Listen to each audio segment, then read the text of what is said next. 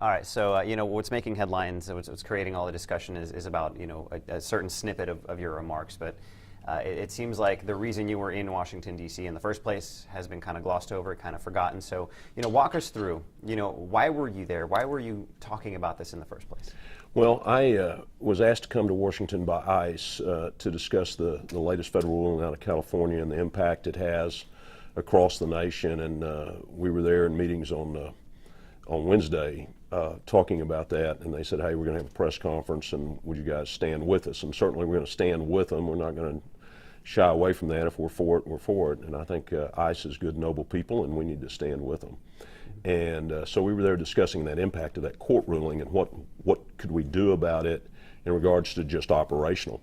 And some of those things, we think that Texas is probably in the best shape of several states as far as how we conduct business. So we're thinking we're pretty good to go. So that's some of the crutch of why we were there. And then the press conference also occurred to show unity on some of this stuff.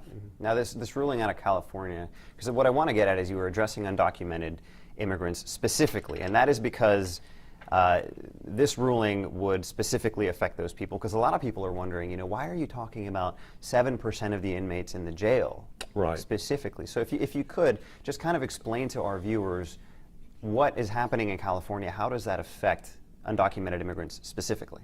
Well, we think what it would affect is that the judge said the detainers were no good. So what would happen is they would finish state business, if you will, and then they would be released. We wouldn't have that ability to contact ICE, is what that would do. And what they were saying is it violated several civil rights issues out there of the illegal immigrant. And so that's a pretty big deal, is if that we have to release these people back out into the public without first going through ICE. And that was the crutch of that ruling.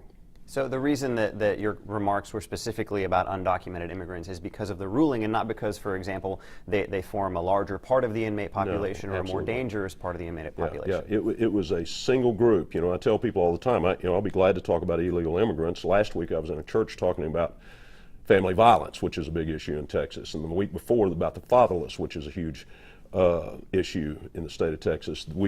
This was very specific about illegal immigrants in the jail. That's what that whole discussion was about. Now, in your remarks, you said those drunks will run over your children and they will run over my children. Who specifically were you referring to? Well, I was referring to the repeat offenders that are in our jail. And this goes for any repeat drunk offender that they're likely to repeat it again. The rate is about 72% that they're going to repeat. So if we release a repeat offender drunk into the public, 70% chance that they're going to do it again. And in that case, the more times they do it, the more often tragedy is going to unfold. That's what I was talking about. And that population of illegal immigrants on DWI makes up about 25% of the overall illegal immigrant population.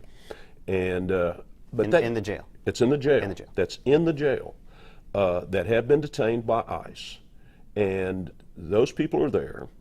And by the way, that population group in our jail represents 23 different countries. So when people said, hey, this is racism, and I don't know the race of any of those people. I don't know what country they came from. I just know the stats. But we have people from the Czech Republic. We have people from Sudan. We have people from all over the globe. And so there was no direct correlation of what I had to say other than that they were illegal aliens that had committed a criminal offense and they were being held. And most likely the repeat offenders. I mean, we have one DWI suspect over there that this is his 13th DWI. And at some point, he either needs to go to prison or he needs to be deported. Enough's enough. And but we also have I always want to bring these up. We've got 70 people over there that are being charged with aggravated sexual assault of children. And those children that they assaulted came from their community. They came from the illegal immigrant community, and those people cried out, and the law enforcement did what law enforcement should, and they're protecting those families, with the suspects being deprived of their families and their freedom right now because of the act that they committed. Was it ever your intent to insinuate that undocumented immigrants are all drunks?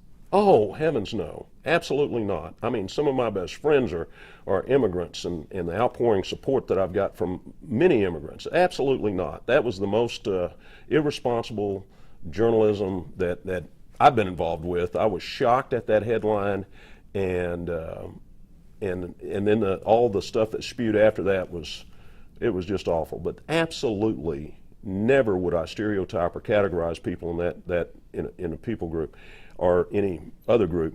I specifically was talking about the absolute, for-fact, repeat offenders that are in our jail. Mm-hmm.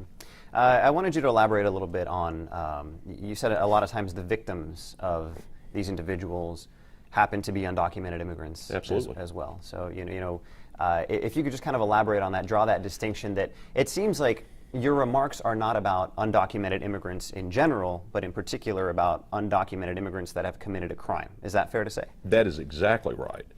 Is that we know that we've got a lot of undocumented workers here, and if they're not coming inside the brick and mortars of our jail, we're certainly not looking for them. We're not going after them. We're going to be of service to them, and we want them, if they're a witness to a crime, a victim of a crime, any of those things, we want to hear from them, and we want to protect them from the suspects, and regardless of where the suspect is from, and those kind of things. We're specifically talking about people who have committed criminal violations of Class B or higher on Texas soil. Mm-hmm. To the people who have been saying you need to resign because of this, what do you say to them? Well, I appreciate that, and I know that was fear-mongering and outreach from a far-left group. And if they saw the headline that I understand is being retracted now and apologizing for, I haven't seen that, but that's what I was told. But if you've seen the headline that Bill Waybourn said all immigrants are drunks, listen, that's awful. I didn't say that. But if someone saw that, I can see how they would be offended. But that's not what I said. I was talking about specific people who have repeatedly done the same offense. Mm-hmm. And then really one last question for you, because in the age of social media, it's that old adage that a lie can spread around the world before the truth can get its boots on. Amen. So I wanted to talk about what you can do, what message you would like to send, because there are a lot of people that will latch onto a headline, and whether it gets retracted later, the damage is done for them. So, this is kind of an open forum to you to, what do you say to those people that have their minds made up regardless of what happens afterward? What I would like for those people to do is just look at the facts of what I really did say. Could the words been polished? Everything could be better polished afterwards. But what I was trying to bring attention to is public safety. And this is just one corridor of it. And we could talk about family violence. We could talk about a whole host of issues. We got 4,200 inmates over there. We could talk about the fatherless issue in the jail. But this specific issue, what I was trying to drive home, and if people will just settle down and listen to me, is that repeat offenders are a public safety issue. And would they please dig down and look at the facts. And it's okay to disagree with me that those people should be turned over to ICE or not. That's okay if they want to disagree with that. I would prefer they do it in a civil discourse rather than some of the things that we've seen. But I think that the people who are calling for my resignation are open border people, and they want everybody to be able to come into the country, and they want them to be left alone, and if they commit crimes against us, we should just treat them like American citizens and turn them loose. I disagree with that, and I think they should be held accountable with the full force of the law. Okay.